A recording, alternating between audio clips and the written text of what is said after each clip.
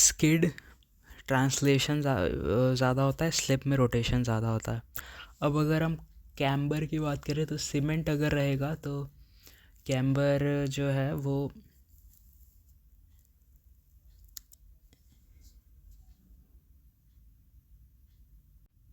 Camber जो है वो 2% रहेगा और 1 पॉइंट हाई रेनफॉल में और लो रेनफॉल में 1.7%। और अगर हम लेन्स की बात करें तो सिंगल लेन 3.75, उसके बाद 2 लेन कर्व नहीं है तो 7 मीटर्स, 2 लेन कर्व है तो 7.5 और intermediate 5.5। Stopping sight distance SSD is equals to 0.278 VBT plus V square upon 254 F plus minus S%। Upward gradient में पॉजिटिव और डाउनवर्ड ग्रेडियंट में नेगेटिव। अगर सिंगल है तो टोटल स्टॉपिंग डिस्टेंस SSD 1 प्लस SSD 2 हो जाएगा and efficiency is equals to F obtained upon F max into 100। और इसी में एक एग्जांपल है छोटा सा कि अगर पहले वाले डाउनग्रेड में आ रहा है उसको 9% कम लगता है तो length stopping sight distance of 1 will be equal to stopping sight distance of 2 minus 9। तो जिसको कम लगता है उसमें माइनस करेंगे। ओवरटेकिंग साइड डिस्टेंस, तो ओवरटेकिंग साइड डिस्टेंस में सबसे पहले तो 6 वर्टिकल लाइंस बनेंगी, सब पे व्हीकल रहेगा, फिर ए बी और सी वी स्पीड वी स्पीड। तो D1 हो जाएगा 0.278 VBTR, D2 हो जाएगा 0.278 VBT plus half AT square 0.278 VBT plus 2S। T हो जाएगा √4S अपॉन A या फिर √2S1 plus S2 upon A। T is equals to √4S upon A metre पर second square, S time in seconds, और S जो है वो 0.2 VL, L 6 metre हो सकता है, V किलोमीटर पर आवर में और S मीटर में। D3 हो जाएगा 0.278 VCT। अगर हमें V स्पीड दे रखी है तो VA और VC तो V होगा, VB V-16 हो जाएगा। Length of overtaking zone 3 into OSD, ये मिनिमम ओवरटेकिंग डिस्टेंस है एंड 5 इंटू OSD ये मैक्सिमम है। So length of overtaking zone 3 into OSD, 5 into OSD, minimum maximum. SSD सबसे कम होता है, फिर उससे बड़ा ISD, फिर उससे बड़ा OSD। ISD is equals to 2 into SSD। उसके बाद इंटीग्रेटिंग फैक्टर या फिर centrifugal ratio is equals to P upon W। P is mv square by R upon mg, W is weight, so which is equals to V square upon RG। अब अगर कोई vehicle है तो उसका overturning moment हो जाएगा P, क्योंकि mv square by R into H, और रेजिस्टिंग हो जाएगा वेट इंटू B/2। उसके बाद अगर कोई व्हीकल है वो ओवरटर्न कर रहा है तो उसमें 3 केस बनेंगे।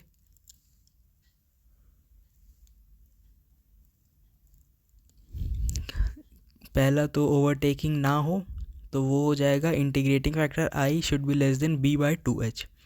और अगर ओवरटर्निंग हो रहा है so I will be equal to verge वाला, और अगर हो ही गया तो I ग्रेटर। तो और लेटरल स्किडिंग अगर हमें नहीं कराना है तो integrating factor should be less than friction. Super elevation, maximum super elevation plain में होता है 60 डिग्री, माउंटेनस में 10 डिग्री, अर्बन में 4 डिग्री। उसके बाद design of super elevation, for designing के लिए सुपर एलिवेशन की डिज़ाइनिंग के लिए E is equals to V square upon 225 R should not be greater than 7%। E is equals to V square upon 225 R should not be greater than 7%। Friction तो F is equals to V square जो भी formula है, और V maximum.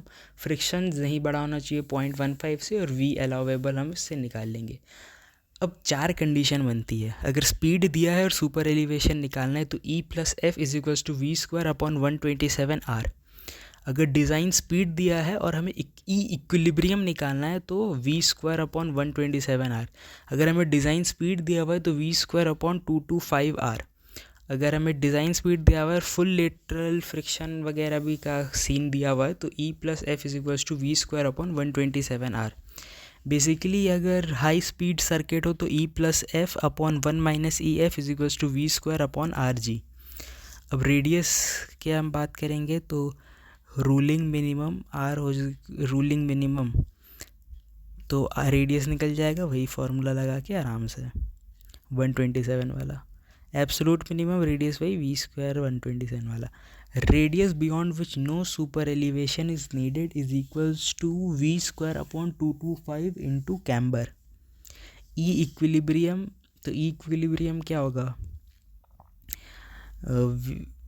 v²/127r। अब इसमें फिर 3 case बनेंगे।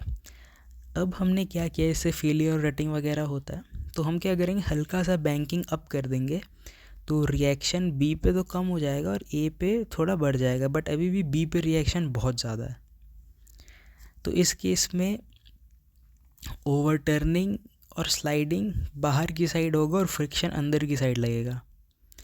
उसके बाद सेकंड केस में हम लोग इसको लगभग बराबर कर देंगे तो यही वो कंडीशन है जिसमें ई इक्विलिब्रियम का केस बनता है, which is v²/127r।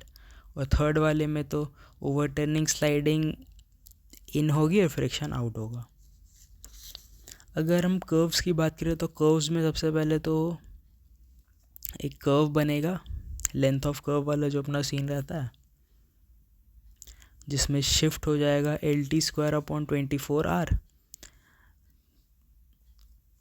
Spiral angle हो जाएगा LT/2/r रेडियंस में, और LC फॉर्मूला देख लीजिएगा। कर्व रेजिस्टेंस हो जाएगा T - T cos θ। और अगर कैम्बर दिया हुआ है और ग्रेडियंट दिया हुआ है और हमें हाइड्रोलिक HG बताना है तो ये भी हो जाएगा। और ग्रेडियंट होता है 2 × कैम्बर, ये एक इम्पॉर्टेंट बात है। ग्रेडियंट में अगर प्लेन है तो रूलिंग ग्रेडियंट, लिमिटिंग ग्रेडियंट और एक्सेप्शनल ग्रेडियंट। तो प्लेन के केस में रूलिंग, लिमिटिंग, एक्सेप्शनल 3.3, 5, 6.7। माउंटेनस के केस में ऊपर की वैल्यू नीचे आ जाएगी, ठीक है। Grade compensation, grade compensation is equals to 30 + r/r in percentage या फिर 75/r% इन दोनों का minimum. And compensated gradient is ruling gradient minus grade compensation and it should not be less than 4%। Setback distance, अगर length of curve is greater than side distance तो एक diagram बनता है, वो हमें पता ही है। तो इसमें m हो जाएगा r - r - d cos α/2 and alpha is equals to LS/r - d radians. 180/π कर देंगे फॉर डिग्रीज, और बीच में सेंटर लाइन जाएगी। सेंटर लाइन से नीचे वाली जो लेन हो जाएगी तो उसमें centre line of inner lane बोलेंगे, ऊपर में central line of outer lane, और उसके ऊपर आउटर एज, सबसे नीचे इनर एज। अगर length of LC, length of curve is less than side distance, तो हमारी फार्मूला हो जाएगा साइड सेटबैक का m is equals to r - r - d cos α/2 plus s - LC/2 sine α/2, और अल्फा हो जाएगा LC/r - d। उसके बाद एक्स्ट्रा वाइडनिंग की बात करते हैं तो एक्स्ट्रा वाइडनिंग होता है mechanical widening plus psychological widening, which is equals to NL²/2r plus, जिसमें L²/2r ओवर ऑफ ट्रैकिंग हो गया, प्लस V/9.5√r। स्ट्रेट में WP 0 होता है, सिंगल लेन पे WP 0 होता है, सिंगल लेन पे साइकोलॉजिकल 0 रहता है। R अगर रेडियस 300 से बड़ा है तो एक्स्ट्रा वाइडनिंग देनी ही नहीं है, और अगर देंगे तो दोनों साइड इक्वल। अब ट्रांजिशन कर्व की अगर बात करते हैं तो ट्रांजिशन कर्व हम लोग बाहर आके, ताकि जर्क ना लगे, सेंट्रीफ्यूगल फोर्स, सुपर एलिवेशन और एक्स्ट्रा वाइडनिंग ग्रेजुअली इंट्रोड्यूस किया जाए। अब इस कर्व में स्ट्रेट होता है, जब स्ट्रेट रहेगा तो P 0 रहेगा और एक्सेलरेशन भी 0 रहेगा। उसके बाद ट्रांजिशन कर्व जैसे ही एंड होगा CC पे कंबाइंड कर्व में P आ जाएगा